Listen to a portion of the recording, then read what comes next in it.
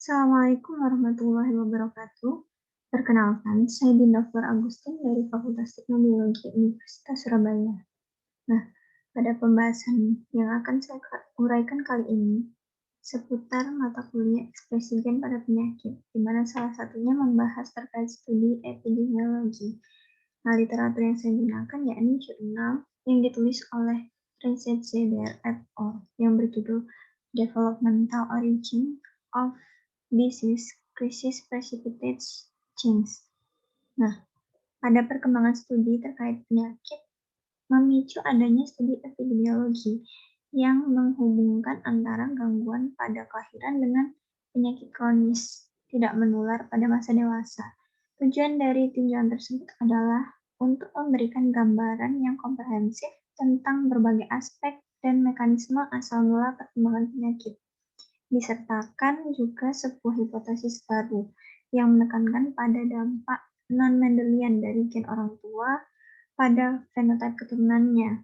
Di jurnal ini yang menjadi fokus utama yakni tahap proses perkembangan janin, di mana interaksi kompleks antara ibu, ayah, plasenta, dan embrio saling mempengaruhi, terutama soal nutrisi dan semua elemen perkembangan yang disuplai itu tadi tidak lepas dari faktor eksogen maupun endogen. Nah,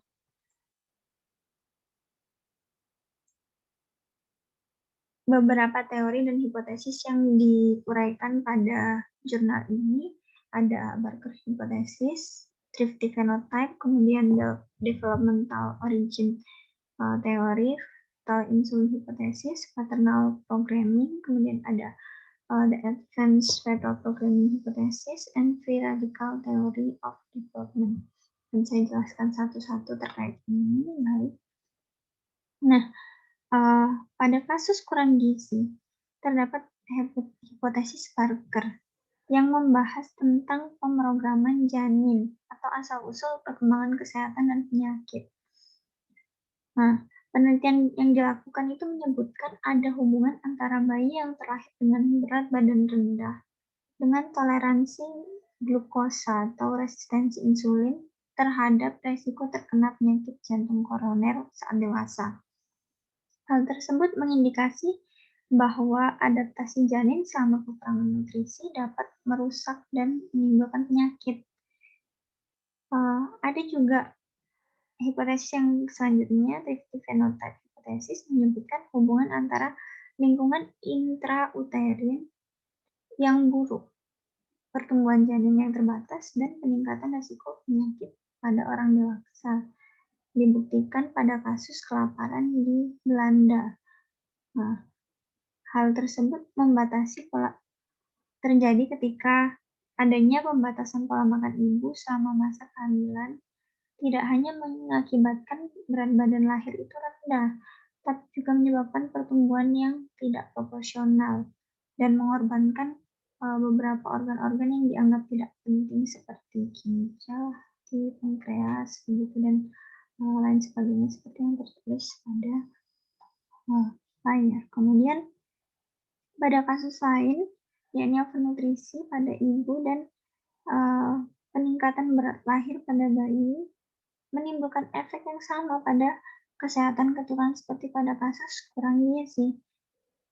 Pada kondisi terakhir kecil dan usia kehamilan dikaitkan dengan defisit fungsi plasenta, di mana aliran darah plasenta dan pengaruh lingkungan yang merugikan juga terkait, seperti ketika kekurangan gizi, kasus kekurangan gizi.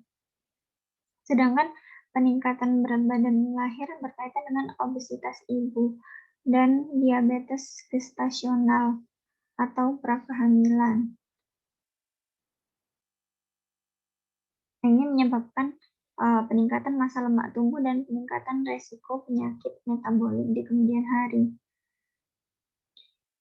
Ada juga dibahas periode kritis untuk pemrograman nutrisi, di mana di sini menyebutkan pada kasus Dutch Hunger Winter, ya kurang lebih seperti gambar ini menunjukkan turunan yang terpapar kelaparan selama periode awal kehamilan itu ada potensi terkena penyakit jantung koroner di kemudian hari.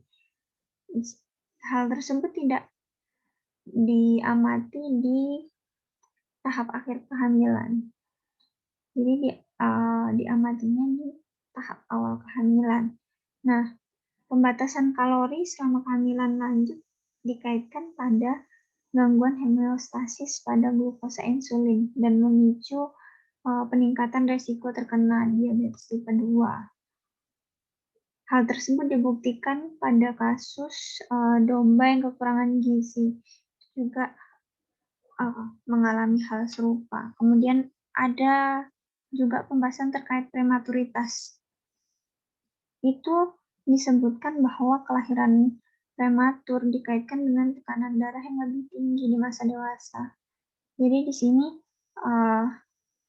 diketahui bahwa kelahiran prematur menyebabkan gangguan organogenesis normal, terutama pada sistem organ yang menunjukkan morfogenesis bercabang seperti ginjal, paru, begitu, dan lain sebagainya, yang sedangkan sangat rentan ya saat itu, cukup besar dalam struktur dan fungsi organ. Ini juga menyebabkan resiko hipertensi, begitu. Kemudian selanjutnya ada disebutkan peran insulin dalam perkembangan janin dan penyakit dewasa. Itu terkait fetal insulin hipotesis, di mana di sini Hartley dan Tuck dalam hipotesis ini menyebutkan resistensi insulin yang ditentukan secara genetik menghasilkan gangguan pertumbuhan yang dimediasi insulin pada janin dan orang dewasa, di mana insulin berperan sebagai faktor kunci dalam pertumbuhan janin. Dengan demikian, setiap varian genetik yang mengganggu sekresi insulin atau sensitivitas insulin dapat menurunkan berat badan lahir bayi dan menyebabkan diabetes tipe 2 saat dewasa. Nah, secara epigenetik kan dijelaskan bahwa mekanismenya itu ada 3 yang penting, itu ada modifikasi histon, kemudian ada non-coding RNA, kemudian yang terakhir metilasi DNA. Ini digambarkan pada satu percobaan di mana keturunan tikus yang diberi makan diet rendah protein selama kehamilan itu mengalami penurunan metilasi promotor reseptor glukuronid dan gen reseptor alfa yang diaktifkan oleh proliferator peroksisom di hati.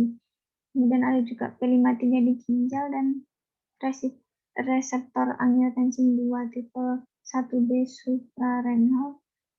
Begitu. Kemudian selanjutnya kita masuk ke parental programming, di mana paternal programming, di mana data epidemiologi menunjukkan bahwa cucu laki-laki selama fase pertumbuhan sebelum mencapai pubertas itu ketika memperoleh kalori terbatas dapat hidup lebih lama secara signifikan dibandingkan cucu laki-laki yang mengalami overnutrisi selama fase tersebut. Sedangkan asupan kalori berlebih pada kakek dari pihak ayah dikaitkan dengan peningkatan resiko 4 kali lipat dari kematian akibat penyakit diabetes pada generasi cucu. Nah, studi ini juga didukung oleh Anderson, studi pada hewan, menunjukkan bahwa puasa pada jantan sebelum mating dikaitkan dengan penurunan kadar glukosa serum pada generasi F1,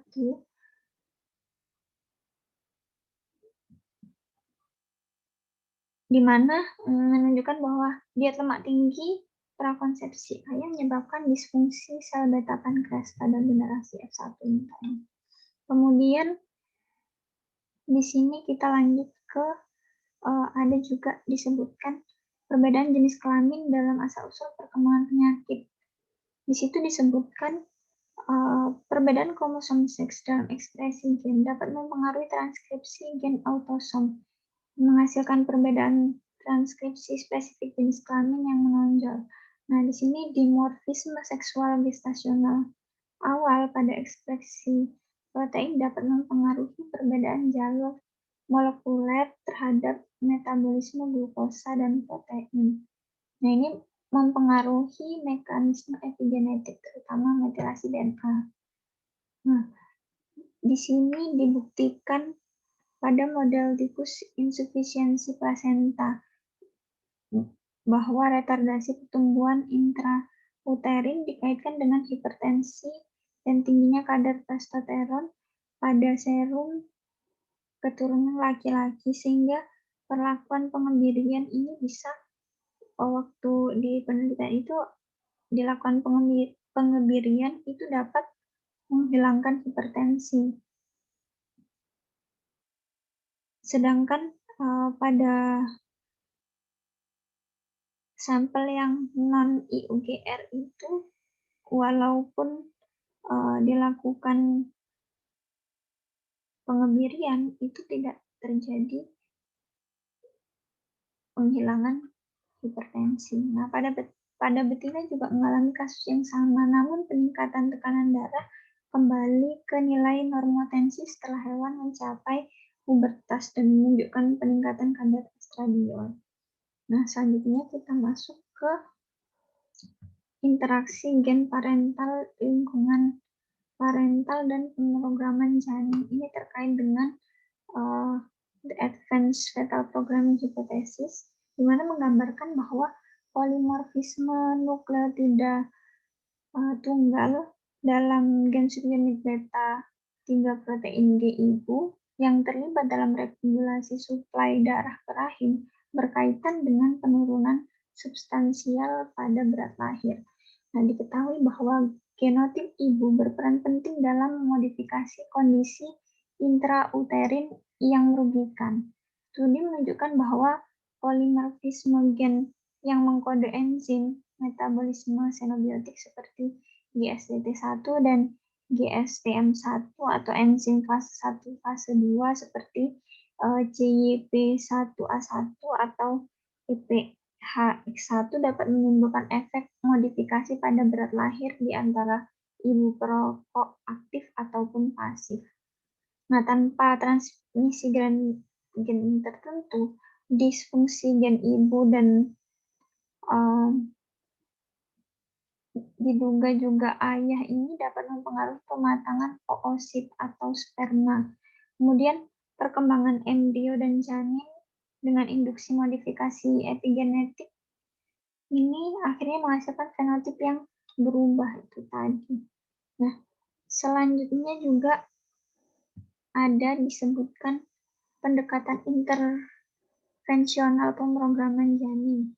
Ini ditunjukkan dari model tikus, di mana diet protein tinggi dari pregnan Dams menyebabkan hipometilasi gen pada keturunannya. Namun, jika ditambahkan folat secara simultan dengan diet rendah protein, modifikasi epigenetik yang diamati sebelumnya itu jadi nggak ada. Nah, ini masuk teori perkembangan radikal bebas berdasar pada hubungan biokimia antara sistem penyangga redoks seperti kayak glutathione dan metabolisme kelompok metil. Nah, hal ini menunjukkan bahwa kondisi intrauterin yang tidak menguntungkan yang dipicu, misalnya pada pembatasan protein gestasional, dapat berdampak pada kapasitas sistem buffer redox dan meningkatkan stres oksidatif. Nah, sebaliknya, produksi glutathione dapat ditingkatkan membutuhkan metabolit gugus metil. Nah, peningkatan donor kelompok metil dapat mengakibatkan berkurangnya donor kelompok metil esensial S-adenosyl metionin, sehingga mempengaruhi mekanisme epigenetik termasuk DNA dan metilasi histon. Oke, sekian presentasi dari saya. Terima kasih atas perhatiannya. Wassalamualaikum warahmatullahi wabarakatuh.